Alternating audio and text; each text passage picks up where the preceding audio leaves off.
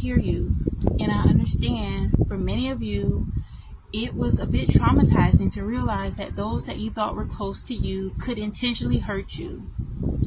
Your feelings are valid. Your understanding of it all is valid as well, for the most part. And that is, it was wrong. How could they do that? Right? For some of you, this level of trauma is something that is an aspect of epigenetics, meaning you may have heard your mom, your grandma, your aunties, your uncles, you've heard your siblings, you've heard so many different people just immerse themselves in self-pity and complaints instead of doing something about it. And what you also unfortunately may begin to attract in your life, because words are powerful, is illnesses. High blood pressure, anxiety, depression, diabetes, heart disease. All these things are made manifest from a spiritual plane into the physical. And oftentimes it's not that these things are just something that's going to happen.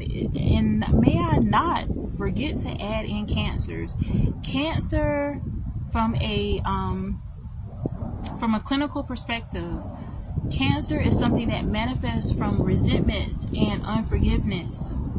So sometimes we see these things happen within our families, and then we wonder, okay, why is it that these people are having these illnesses? Maybe it just runs in the family. And some of it could be that nobody is literally running in the family, like you're not taking care of your health.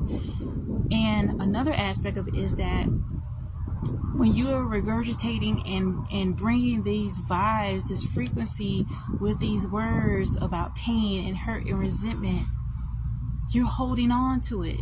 And you're feeding that type of energy within your life, within your consciousness. And so if you're wanting to, the whole purpose of living is to be growing, is to be actually being your best. It's not for you to experience life and feel as if your life needs to be suffering. And I know too, a lot of times, as I mentioned about epigenetics, it is sort of like some relative's favorite pastime. Like people will get together, many family members will get together, they'll have them a potluck, they'll have everybody bring their own little dishes, and then everybody will begin to swap their horror stories or their trauma stories, trauma bonding. Instead of trauma bond, thrive bond. And I must accredit this to, it's a doctor here that speaks about thrive bonding.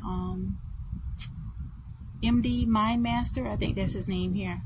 But anyway, and just know that if you're deciding that you're not wanting to be a part of the circus of just focusing on trauma and gossiping, and all these things are resonating on the lowest frequency. So it's not a coincidence that a lot of these people that harp on complaining and self-pity instead of focusing more so on solutions and shifting their life, they have a lot of illnesses, and they begin to actually look haggard and dragged down. All that complaining is messing up your skin, messing up your body, and all kind of stuff, y'all. Even like not too long ago, I had a toothache, and I was thinking I needed an extraction based on one dentist's suggestion. But I went a little while and went to some holistic measures, and the pain started going away. It was just doing coconut oil swishing and clove. And when I got my second opinion, I don't even need an extraction. So what if I got into that mindset of just complaining? And yeah, it was painful, but I had to shift my frequency. And I mean, I'm not 100% sure, but I think that a lot of things, even when it came to that toothache, these things could be in regard to things that we're doing that we can shift when it comes to our energy. And even when you shift your energy, when you begin to focus more so on having a positive outlook, maybe some of the things you went through could have been a lesson, not only for you, but for others. But if you begin to shift more so to a positive outlook, then you will come up with a solution. Then there will be no more problems. If you're focusing more so on the problem, you're going to avoid the answers that are being presented to you. We have so many different insights into shifting our life into a better dynamic, but so often we're blurred by being comforted by those traumas. And I think too, for sometimes some of us feel as if we just keep these traumas at the forefront of our mind, then it is causing us to avoid experiencing these. But it's actually the opposite. If you are focusing on those things, you are attracting a frequency to invite those things to come towards you. All right. So you have the ability in the here and now, if you're watching this, to start anew. Begin to affirm what it is that you want in your life. You're not defined by unfortunate events or tragic events that happen in your life. From this day forward, move into being affirmative. Move into affirming and being grateful for things that you do have.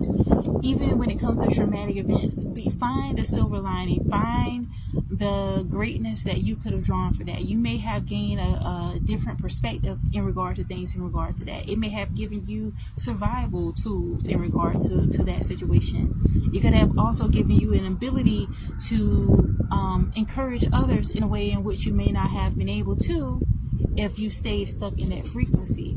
So it's just all about your perspective. And again, you have the ability to receive true health and healing in your life, because health is a true wealth. Good health is a true wealth. You attract it into your life by being very careful and conscientious about the words in which that you speak.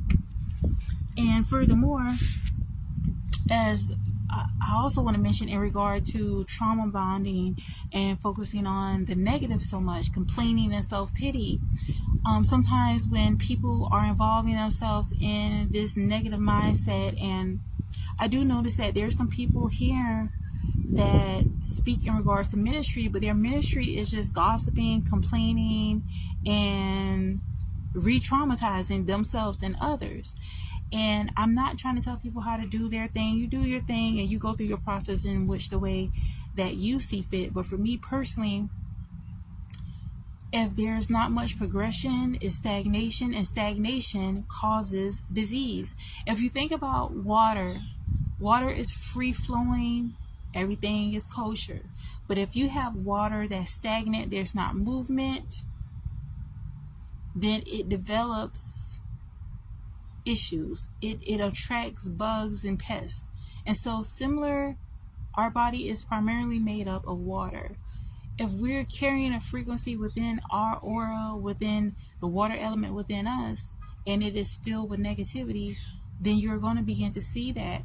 And especially when it comes to the words that you put out, be very careful. Yeah, people may have done some messed up things to us, but if you try to put out that negative energy as well, just know that you have an ability to attract that too.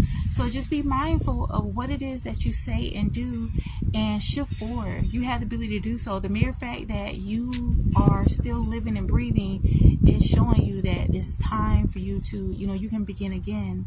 You do not have to continue to relive those same experiences over and over again.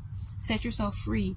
And you may be the first one in your lineage to actually do so and decide that, wait a minute, I got love for y'all, but I don't want to end up like y'all. I don't want to end up bitter, broken, and, out of shape. Like, for real, all of that has a correlation, whether you want to hear it or not, with how you are behaving and how it is that you're showing up in this world and the things that you're saying. You think that you're saying all these negative things and spreading gossip and being venomous, that somehow your temple is going to be upkept? No, you're not focusing on doing the best for your temple. You are desecrating your temple by speaking negatively, by being negative, and that energy is felt.